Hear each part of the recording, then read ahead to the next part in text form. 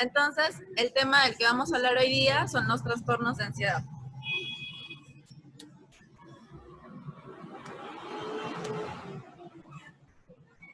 ¿Qué es la ansiedad? Bueno, es normal que en algunas situaciones nosotros de repente cuando vamos a hacer una exposición o a veces tenemos que dar un examen o de repente estamos atravesando una experiencia, una situación que desconocida, es normal que nosotros tengamos ciertas sensaciones como nervios, miedo, ¿no?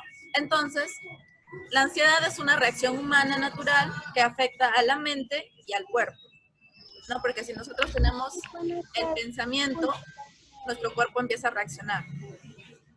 Entonces, la ansiedad tiene una importante función básica de supervivencia.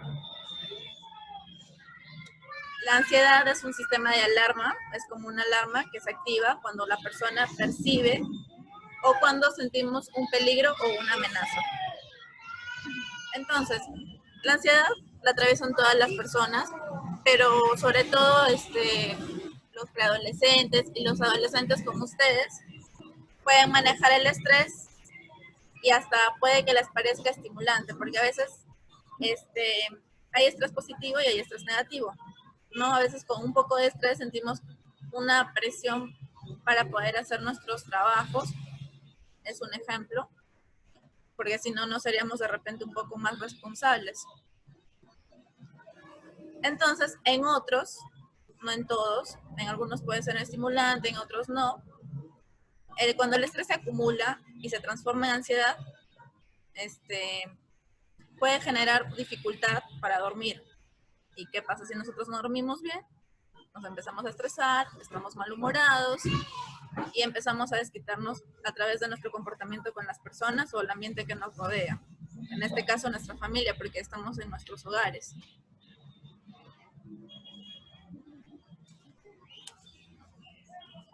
Entonces, la ansiedad normal es natural que ante situaciones nuevas, como les estaba explicando, o desconocidas que se suponen un desafío o una amenaza o una situación que no se conozca, se producen sentimientos de ansiedad y nerviosismo. Entonces, tener que, como les decía, enfrentar un examen, una fecha especial o una presentación importante, puede desencadenar una ansiedad normal, ¿no? Entonces, aunque estas situaciones no presenten una verdadera amenaza, para la seguridad de la persona puede que alguien se sienta amenazado por la posible vergüenza o que de repente salga mal y se preocupa por cometer un error. La persona puede adaptarse a la situación poco a poco o podría trancarse las palabras con ese temor al de repente sentirse rechazado, si lo hace mal, le van a llamar la atención, sus compañeros se van a reír. Entonces, cuando tienen este tipo de ansiedad, el cuerpo empieza a reaccionar. Por ejemplo, las palpitaciones, las manos sudorosas o en algunos casos molestias en el estómago, que se generan no precisamente por un problema de salud, sino que la cabeza empieza a que nuestro cuerpo reaccione. Entonces, como les decía, la ansiedad puede generar señales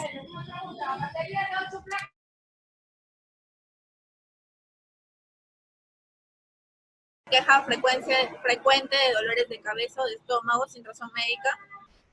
Como les estaba diciendo, a veces no tenemos ningún problema, no hemos comido nada malo, no tenemos ningún problema de salud, pero sin embargo tenemos dolor en el estómago. Se niegan a comer.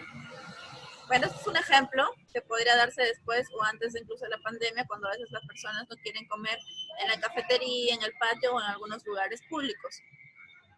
Cuando cambia repentinamente sus hábitos alimenticios, nos referimos cuando de repente o está comiendo demasiado o de repente deja de comer.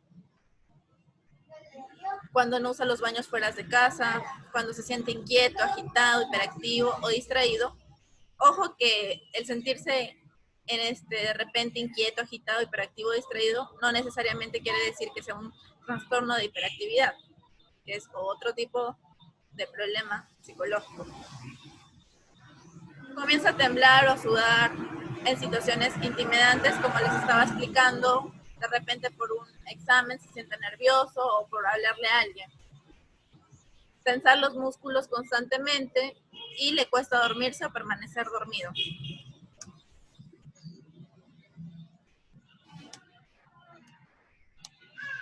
Señales emocionales de la ansiedad.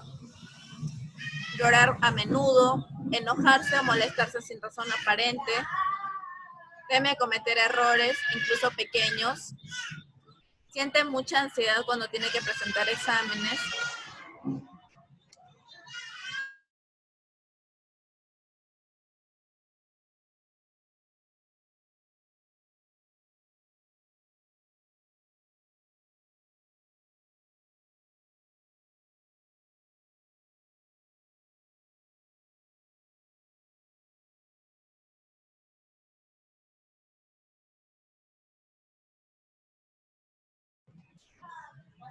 cuando siente dudas de sus habilidades y capacidades, aunque no haya motivo para ello, cuando no acepta la crítica, aunque sea constructiva, cuando tiene ataques de pánico o miedo de tenerlos, cuando tiene fobias o miedos insistentes, cuando le preocupan las cosas del futuro muy, muy lejano. Por ejemplo, ustedes ya están en tercero, de repente el tema de qué va a pasar después de la universidad o qué pasará cuando yo tenga 30 años, eso es todavía un futuro incierto.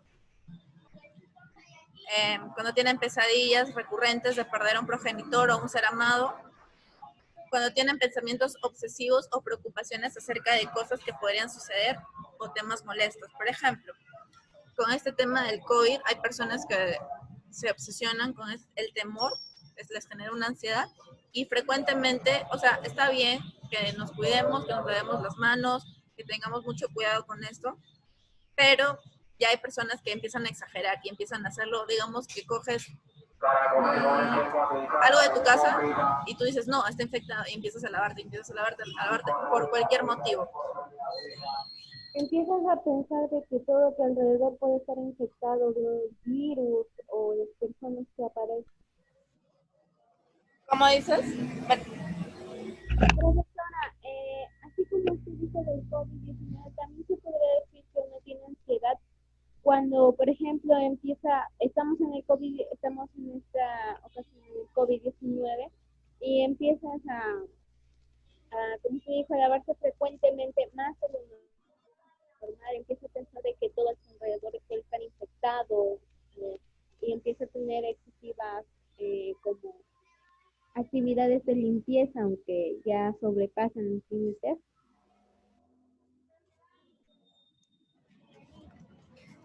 Claro, eso es un comportamiento obsesivo compulsivo que más adelante vamos a hablar, porque la clase de hoy día son los tipos de ansiedad. Entonces, no te puedo escuchar muy bien porque creo que tu micro está un poco malo y de repente mi audio por el tema de la bulla, pero sí más o menos pude captar la idea de lo que me estabas diciendo.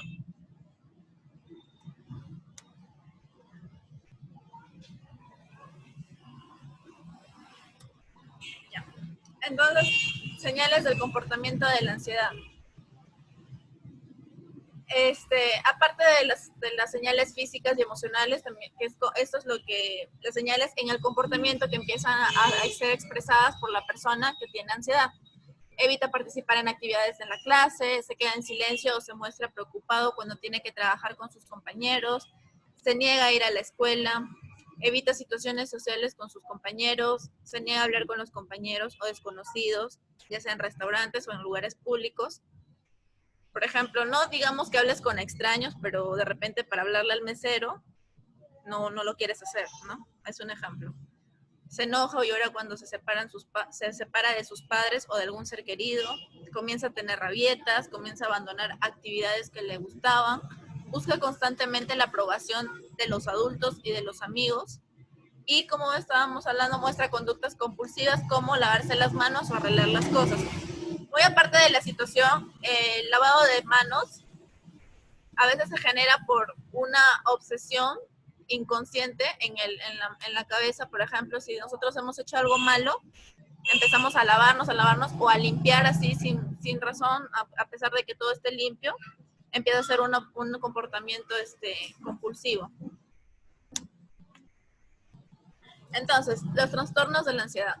Los trastornos de ansiedad son problemas de la salud mental que se relacionan con experimentar en exceso la ansiedad, el miedo, el nerviosismo, la preocupación o el terror.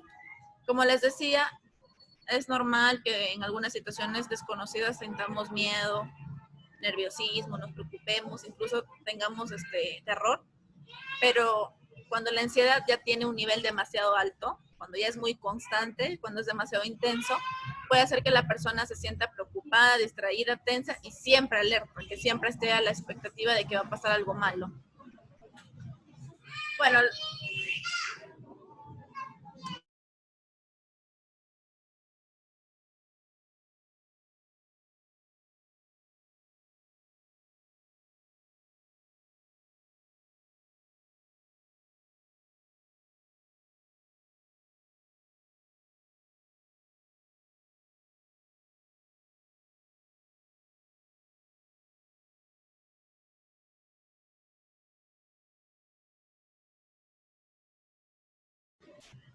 Bueno, los diferentes trastornos de ansiedad se denominan con nombres que reflejan sus síntomas específicos.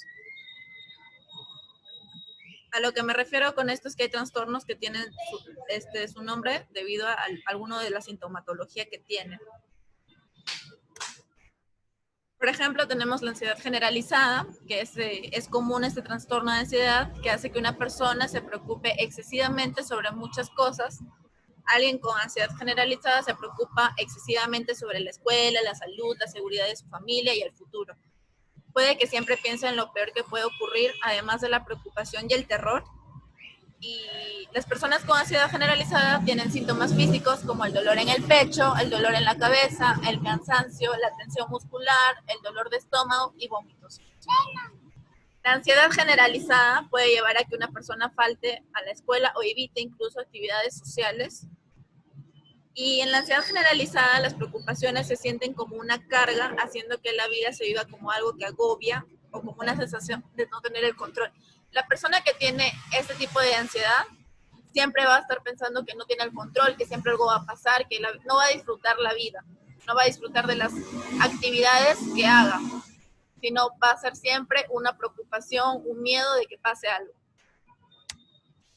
Luego tenemos el trastorno obsesivo compulsivo, que se llama TOC, que es una persona con TOC, la persona que toma la forma de obsesiones, pensamientos negativos y compulsiones, que son acciones para intentar aliviar la ansiedad. El ejemplo que les decía, aparte del tema de la situación actual, de que contraigamos la enfermedad, o el virus mejor dicho, digamos que hicimos algo malo, que perturba nuestra conciencia.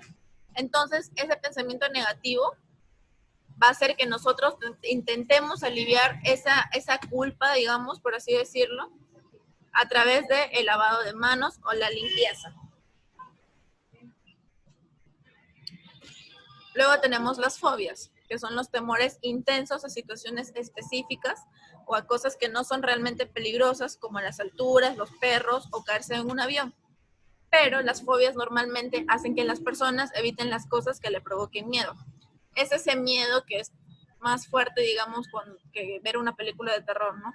Es un miedo que con el tiempo va a pasar, pero en las fobias a veces no tenemos un motivo, a veces el motivo es inconsciente, no nos damos cuenta, pero porque hemos de repente pasado una situación y las personas que tienen miedo a las alturas, si tú llevas a una persona que le tiene miedo a las alturas a un edificio de 40 pisos y le haces acercarse incluso para ver el suelo, obviamente que la persona va a entrar en ansiedad porque es un miedo y su cuerpo va a estar en alerta de que ese terror a caerse va a generar que empiece de repente a palpitar, de repente empieza a respirar muy fuerte, empieza a tener incluso se desmaye.